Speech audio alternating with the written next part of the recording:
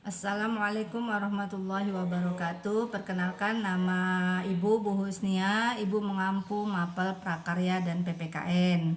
Hari ini tanggal 27 Juli 2021, mapel kalian adalah PPKN dengan materi komitmen terhadap Pancasila sebagai dasar negara. Perumusan dan penetapan Pancasila sebagai dasar negara bangsa Indonesia mengalami sejarah yang panjang dalam melawan penjajah. Sejarah juga mencatat kekalahan Belanda oleh Jepang dalam Perang Asia Timur Raya menyebabkan bangsa Indonesia dijajah oleh Jepang. Jadi setelah Indonesia dijajah oleh bangsa Belanda, maka timbullah penjajah dari negara Jepang. Jadi ibarat pepatah, lepas dari mulut harimau masuk ke mulut buaya. Tepat kiranya menggambarkan kondisi penderitaan bangsa Indonesia pada saat itu. Penderitaan akibat pelaksanaan kebijakan tentang Jepang terhadap bangsa Indonesia, yaitu sebagai berikut. 1. Pelaksanaan kerja paksa. 2. Pengambilan paksa. 3. Perbudakan paksa. Jepang mulai menguasai wilayah Indonesia setelah Belanda menyerah di Kalijati, Subang, Jawa Barat pada tanggal 8 Maret 1942. Kemenangan Jepang di Asia tidak bertahan lama. Pihak sekutu Inggris, Amerika Serikat, Belanda melakukan serangan balasan. Sejak berkuasa di Indonesia, Jepang dengan segala cara menguras kekayaan dan tenaga rakyat Indonesia.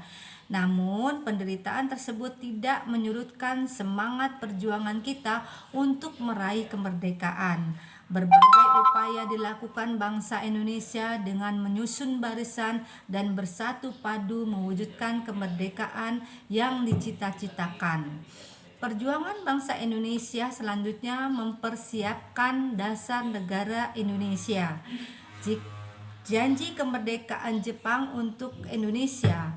Indonesia dijajah Jepang sejak tahun 1942.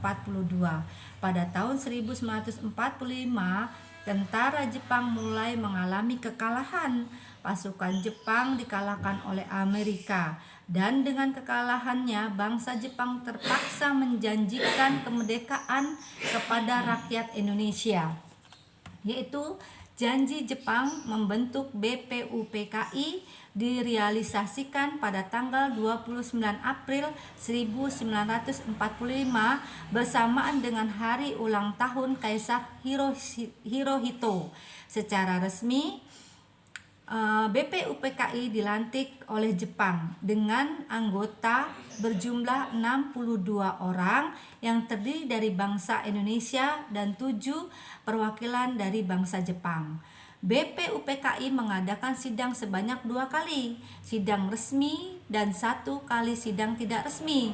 Sidang resmi pertama dilaksanakan pada tanggal 29 Mei sampai dengan 1 Juni 1945, membahas tentang dasar negara.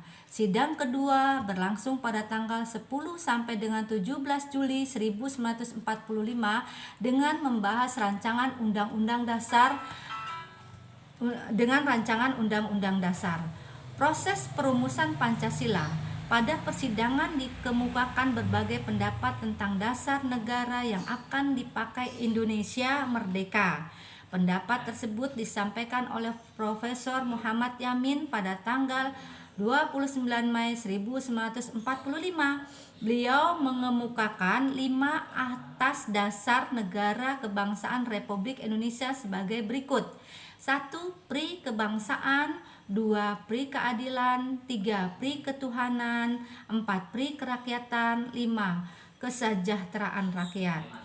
Selanjutnya, pada tanggal 31 Mei 1945, Profesor Dr. Supomo menyampaikan pidatonya tentang dasar negara sebagai berikut. 1. Persatuan. 2. Kekeluargaan. 3. Mufakat dan demokrasi. 5. Musyawarah. 4. Musyawarah. 5. Keadilan sosial. Sedangkan Insinyur Soekarno pada tanggal 1 Juni 1945 menyampaikan pidato tentang dasar Indonesia merdeka. Rumusan dasar negara yang diusulkan olehnya adalah sebagai berikut. 1. Kebangsaan Indonesia. 2. Internasionalisme atau pri-kemanusiaan. 5. Mufakat atau demokrasi. 4. Kesejahteraan sosial. 5. Ketuhanan yang berkebudayaan. Insinyur Soekarno dalam sidang itu pun menyampaikan bahwa kelima dasar negara tersebut bukan dinamakan Pancadharma.